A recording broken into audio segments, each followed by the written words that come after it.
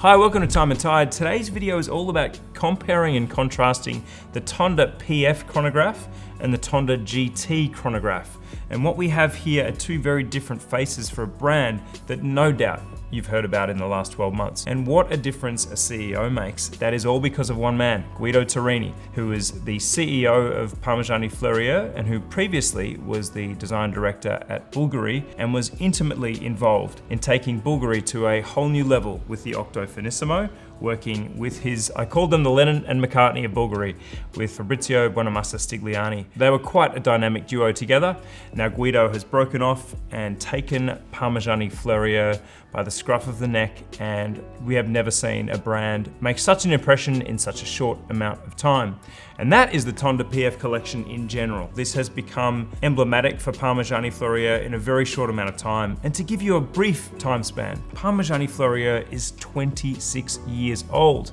So this is a very young brand in the scheme of things. And I would say in its 26th year, we are seeing a very strong design language come through that is starting to be recognizable from a distance. But in these two chronographs, we have two different faces. Let's start off with the similarities. Both of these chronographs are high frequency chronographs with 5 Hertz, 36,000 vibrations per hour frequency chronograph, which means that they're good for 1/10 of a second in terms of the amount of time that they can measure. Other aesthetic characteristics that are the same are that they both have these really lovely, elegant teardrop pushers that fit within teardrop shaped lugs. We also have engraved dials. On the Tonda PF, we have a barleycorn engraving, and on the Tonda GT, we have a triangular engraving on the dial. They're both hand engraved. Both watches have a hand knurled bezel, and that is that notching around the edge of the bezel that you see here. That is done by hand, which is not surprising when you get to the price and when you realize that Parmigiani Fleurier occupy a very high level of fine watchmaking with the commensurate price attached. Other important key specs are really the fit and feel of both watches. They're really quite similar. We have a lug-to-lug around 48mm on both watches. We have a diameter of 41.9 or 42 if you're rounding up on both watches. We also have exhibition casebacks and 22 karat gold oscillating rotors on both collections. And both watches are powered by Parmigiani Fleurier in-house movements that are COSC certified, and as I said before, running at 5 Hertz, so high beat chronograph movements.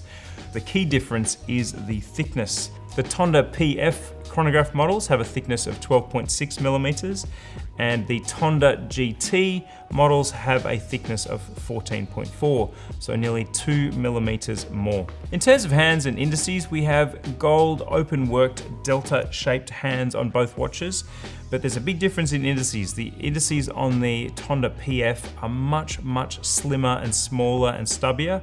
They barely extend beyond the chapter ring, whereas on the Tonda GT, we have the indices recessed into the chapter ring and then cut off at each of the subdials. In addition to the aesthetics and how the Tonda PF collection is definitely more an elegant sort of rendition of a chronograph. We have somewhat borderless sub-registers. We have an overall design of the watch that leans more towards a dress watch style.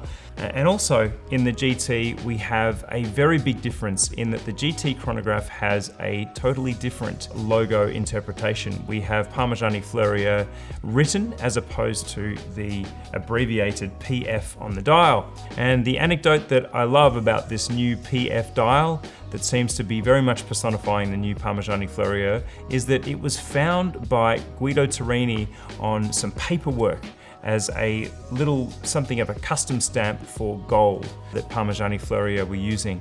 So again, this is a very different and abbreviated and simpler and cleaner and more minimal iteration of the brand versus the GT, which has the brand written out. So really at the end of the day, with pricing that is very similar and with similar integrated bracelets, this is not a quick change bracelet, I must point out, it really comes down to aesthetics. Do you like this, I would say, progressive style of sports chronograph with the big date there under 12 and the integrated rubber straps? Or do you like this, I would say, more on brand for Parmigiani going forward style of sports chronograph, which is something of a disruption or a little bit of a subversion of a traditional sports chronograph, and it puts it much more squarely in that one watch category by making it something you could wear with a suit very easily, as opposed to it being a sports watch you have to change out for a formal function. Parmigiani are an exciting brand. I am stumbling over my words today because there's a lot I wanted to get out about both of these watches. Has that changed your mind, or has that illuminated for you